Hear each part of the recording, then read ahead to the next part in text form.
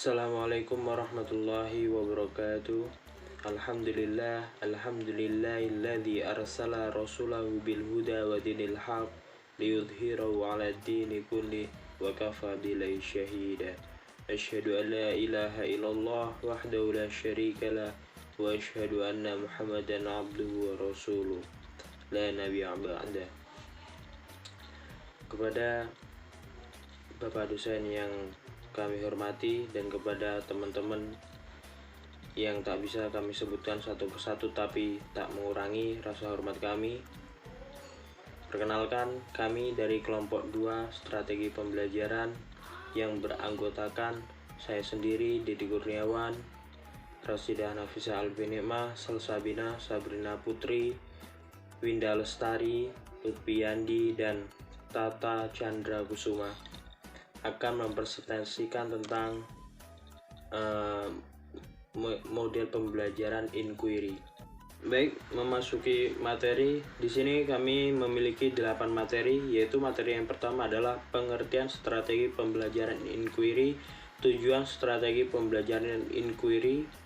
Yang ketiga, prinsip pembelajaran inquiry. Yang keempat adalah langkah-langkah strategi pembelajaran inquiry. Yang kelima, jenis pembelajaran inquiry. Yang keenam, ciri-ciri pembelajaran inquiry. Yang ketujuh, strategi pembelajaran inquiry. Yang kedelapan, peranan guru dalam pembelajaran inquiry. Yang kesembilan adalah kelebihan dan kelemahan pembelajaran inquiry. Memasuki materi pertama yang akan dibacakan oleh saya sendiri, yaitu inquiry berasal dari bahasa Inggris yang artinya penyelidikan atau meminta keterangan. 6 tahun 2016 halaman 7 mengatakan bahwa secara bahasa inquiry berasal dari kata inquiry yang merupakan kata dalam bahasa Inggris yang berarti penyelidikan atau meminta keterangan. Terjemahan bebas untuk konsep ini adalah siswa diminta untuk mencari dan menemukan sendiri. Yang kedua adalah menurut Bell dalam Priyansa dan Doni tahun 2017 halaman 258 menyatakan bahwa pembelajaran inquiry merupakan pembelajaran yang terjadi sebagai hasil kegiatan peserta didik dalam memanipulasi, membuat struktur, dan mentransformasikan informasi sedemikian rupa sehingga ia menemukan informasi baru. Priyansa dan Doni tahun 2017 halaman 258 mengatakan bahwa inquiry learning adalah model pembelajaran yang mendorong peserta didik untuk mengajukan pertanyaan dan menarik kesimpulan dari prinsip-prinsip umum berdasarkan pengalaman dan kegiatan praktis. Tujuan pembelajaran inquiry. Tujuan dari metode ini yaitu untuk mengembangkan kemampuan siswa atau peserta didik agar dapat berpikir secara logis, sistematis, dan kritis. Selain itu, metode inquiry bertujuan untuk mengembangkan kemampuan intelektual yang dimiliki oleh siswa atau peserta didik sebagai bagian dari mental mereka. Materi selanjutnya adalah prinsip pembelajaran inquiry. Prinsip pembelajaran inquiry menurut Suwardi 2015 yaitu pengetahuan bersifat tentatif atau berubah-ubah. Manusia memiliki keingintahuan yang bersifat alamiah dan manusia mampu mengembangkan individuality yang bersifat mandiri atau masing-masing. Langkah-langkah pembelajaran inquiry. Yang pertama ada orientasi. Guru menjelaskan topik tujuan dan hasil belajar yang diharapkan. Guru menyampaikan gambaran kegiatan pembelajaran yang menggunakan strategi pembelajaran inquiry. Guru melakukan motivasi atau apresiasi, yaitu mengaitkan materi yang hendak dipelajari dengan contoh yang ada dalam kehidupan sehari-hari. Langkah yang kedua, merumuskan masalah. Masalah hendaknya dirumuskan sendiri oleh siswa. Siswa akan memiliki motivasi belajar yang tinggi manakala dilibatkan dalam merumuskan masalah yang hendak dikaji. Dengan demikian, guru sebaiknya tidak merumuskan sendiri masalah pembelajaran. Guru hanya memberikan topik yang akan dipelajari, sedangkan bagaimana rumusan masalah yang sesuai dengan topik yang telah ditentukan sebaiknya diserahkan kepada siswa. Masalah yang dikaji adalah masalah yang mengandung teka-teki yang jawabannya harus pasti.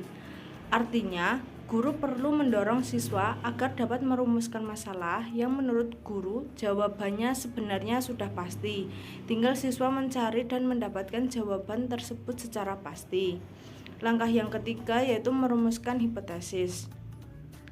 Guru mengajukan berbagai pertanyaan yang mendorong siswa untuk dapat merumuskan jawaban sementara atau dapat merumuskan berbagai perkiraan kemungkinan jawaban dari suatu permasalahan yang dikaji. Kemudian langkah yang keempat yaitu mengumpulkan data. Guru mengajukan pertanyaan-pertanyaan yang dapat mendorong siswa untuk berpikir, mencari informasi yang dibutuhkan. Guru memberi kesempatan kepada siswa untuk melakukan diskusi, bertukar pendapat. Kemudian langkah yang kelima, menguji hipotesis. Guru memberi kesempatan kepada siswa untuk mengembangkan kemampuan berpikir rasionalnya, yaitu membuktikan kebenaran jawaban yang diberikan bukan hanya berdasarkan argumentasi, akan tetapi harus didukung oleh data yang ditemukan dan dapat dipertanggungjawabkan. Langkah yang keenam yaitu ada merumuskan kesimpulan. Akhir dari pembelajaran, guru bersama siswa menyimpulkan temuan yang diperoleh berdasarkan hasil pengujian hipotesis. Jenis pembelajaran inquiry menurut Ginspater dalam kurung Wisudawati, Asih Wisudawati, dan Eka Sulistiawati 2017 halaman 84-85 berdasarkan peran guru dalam penyelidikan. Yang pertama yaitu guide inquiry dalam kurung inquiry terbimbing. Pada jenis ini peran guru dalam melaksanakan proses pembelajaran dalam penyelidikan sangat besar. Guru berperan menentukan topik penelitian yang akan dilakukan, mengembangkan pertanyaan-pertanyaan yang terkait dengan topik yang akan diselidiki, menentukan prosedur atau langkah-langkah yang harus dilakukan oleh peserta didik, sehingga membimbing peserta didik dalam menganalisis data, menyediakan worksheet yang telah berbentuk kolom-kolom sehingga peserta didik cukup melengkapi dan membantu membuat kesimpulan. Yang kedua yaitu open inquiry dalam kurung inquiry terbuka. Pada tipe ini guru hanya dapat berperan sebagai fasilitator dalam proses pembelajaran sejauh yang diminta oleh peserta didik. Peserta didik kemudian diberikan kebebasan dan inisiatif dalam memikirkan bagaimana akan memecahkan masalah yang dihadapi. Ciri-ciri model pembelajaran inquiry. Yang pertama, strategi inquiry menekankan pada aktivitas siswa secara maksimal untuk mencari dan menemukan. Artinya pendekatan inquiry menempatkan siswa sebagai subjek belajar. Yang kedua, seluruh aktivitas yang dilakukan siswa diarahkan untuk mencari dan menemukan sendiri dari sesuatu yang dipertanyakan, sehingga diharapkan dapat menumbuhkan sikap percaya diri, yang artinya dalam pendekatan inquiry guru ditempatkan bukan sebagai sumber belajar, melainkan sebagai fasilitator dan motivator belajar siswa. Yang ketiga, tujuan dari penggunaan strategi pembelajaran inquiry adalah mengembangkan kemampuan intelektual sebagai bagian dari proses mental. Strategi pembelajaran inquiry akan efektif apabila yang pertama, siswa dapat menemukan sendiri jawaban dari suatu permasalahan yang ingin dipecahkan. Yang kedua, bahan pelajaran yang akan diajarkan tidak berbentuk fakta atau konsep yang sudah jadi. Yang ketiga, ada proses pembelajaran berangkat dari rasa ingin tahu siswa terhadap sesuatu. Yang keempat, guru akan mengajar sekelompok siswa yang rata-rata memiliki kemauan dan kemampuan berpikir. Yang kelima, jumlah siswa yang belajar tidak terlalu banyak.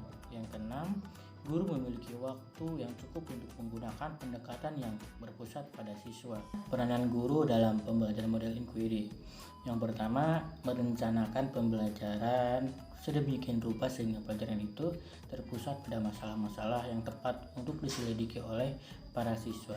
Yang kedua, bila siswa memecahkan masalah di laboratorium atau secara teoritis, guru hendaknya berperan sebagai seorang pembimbing atau tutor. Yang ketiga, menyajikan materi pelajaran yang diperlukan sebagai dasar bagi para siswa untuk memecahkan masalah.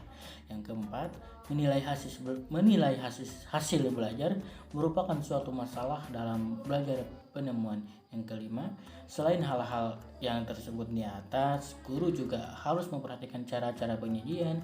Cara-cara penyajian itu pembelajaran inquiry, kajian teoritis. Beberapa model pembelajaran ialah cara efektif, cara ikonik, dan cara simbolik. Selanjutnya saya akan menjelaskan terkait kelebihan dan kekurangan model pembelajaran inquiry. Yang pertama yaitu kelebihan model pembelajaran inquiry. Di antaranya yang pertama, model pembelajaran inquiry ini dapat meningkatkan potensi intelektual siswa. Kedua, ketergantungan siswa terhadap kepuasan ekstrinsik bergeser ke arah kepuasan intrinsik. Yang ketiga, siswa memperoleh pengetahuan yang bersifat penyelidikan karena terlibat langsung dalam penemuan. Yang keempat, belajar inquiry ini dapat memperpanjang proses ingatan. Pengetahuan yang diperoleh dari hasil pemikiran sendiri pun dapat lebih mudah diingat. Kemudian yang kelima, dengan belajar dengan inquiry ini, siswa dapat memahami konsep-konsep sains dan ide-ide dengan baik. Yang keenam, pengajaran menjadi terpusat pada siswa. 7. Proses pembelajaran inquiry ini dapat membentuk dan mengembangkan konsep diri siswa. Yang kedelapan, siswa memiliki keyakinan atau harapan dapat menyelesaikan tugasnya secara mandiri berdasarkan pengalaman penemuannya. Kemudian, strategi pembelajaran inquiry ini dapat mengembangkan bakat dan minat. Dan pembelajaran inquiry ini dapat menghindarkan siswa dari belajar dengan hafalan. Adapun kekurangan dari model pembelajaran inquiry ini, yang A, model pembelajaran inquiry mengandalkan suatu kesiapan berpikir, sehingga siswa yang mempunyai kemampuan berpikir lambat ini dapat merasa kebingungan dalam berpikir luas, sedangkan siswa yang mempunyai kemampuan berpikir tinggi mampu memonopoli model pembelajaran penemuan sehingga menyebabkan frustasi bagi siswa lain. Yang kedua, tidak efisien khususnya untuk mengajar siswa yang berjumlah besar. Yang ketiga, harapan-harapan dalam model pembelajaran ini dapat terganggu oleh siswa-siswa dan guru-guru yang telah terbiasa dengan pengajaran tradisional. Yang keempat, sulit menerapkan model ini karena guru dan siswa sudah terbiasa dengan model ceramah dan tanya jawab. Kemudian, pembelajaran dengan menggunakan strategi pembelajaran ini lebih menekankan pada penguasaan kognitif sehingga mengabaikan aspek keterampilan, nilai, dan sikap. Yang kemudian, kebebasan yang diberikan pada siswa tidak selamanya bisa dimanfaatkan secara optimal dan sering terjadi siswa kebingungan. Dan yang terakhir, memerlukan sarana dan fasilitas. Sekian presentasi dari kami. Apabila ada kekurangan, kami mohon maaf yang sebesar-besarnya. Saya akhiri billahi fisabilil haq fastabiqul khairat. Wassalamualaikum warahmatullahi wabarakatuh.